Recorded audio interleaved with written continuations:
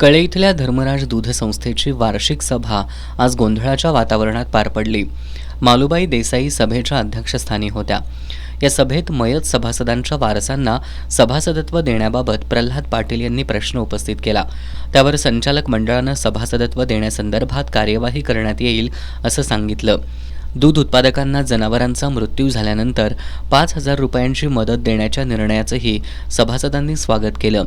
सभा खेळीमेळीच्या वातावरणात सुरू असतानाच संस्थेच्या इमारतीमधील दुकानगाळ्यांचा मुद्दा उपस्थित झाला. दरम्यान इमारतीतील एक रिकामा दुकानगाळा मिळावा म्हणून महादेव इंजुळकर यांनी मागणी केली होती.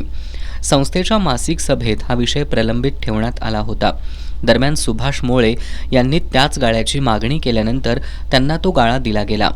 सुभाष मोळे हा दुकानगाळा स्वतः न वापरता दुसऱ्या एका व्यक्तीला भाड्यानं दिल्यामुळं महादेव इंजुळकर यांनी यावर आक्षेप घेतला.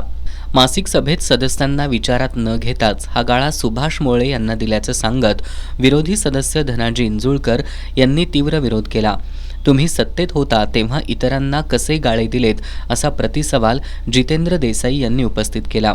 इमारतीतील एक दुकानगाळा महादेव इंजुळकर यांच्याकडे भाड्यानं आहे. त्याचा 5 वर्षांचा करारही त्यांनी केलाय. तरीही ते दुसरा गाळा मागत असल्याचं जितेंद्र देसाई यांनी सांगितलं. यावर अमर देसाई यांनी जितेंद्र देसाई यांना बोलण्यापासून रोखण्याचा प्रयत्न केल्यानंतर दोघांमध्ये वाद झाला. यातून सत्ताधारी आणि विरोधी सदस्यांच्या समर्थक सभासदांमध्ये बाचाबाची सुरू झाली. याच दरम्यान धनाजी इंजुळकर आणि नितीन देसाई यांनी संदीप नाईक याला चोप दिल्यानं सभेत प्रचंड गोंधळ निर्माण झाला. या गोंधळातच सचिव भगवान देसाई यांनी सभेतून काढता पाय घेतला.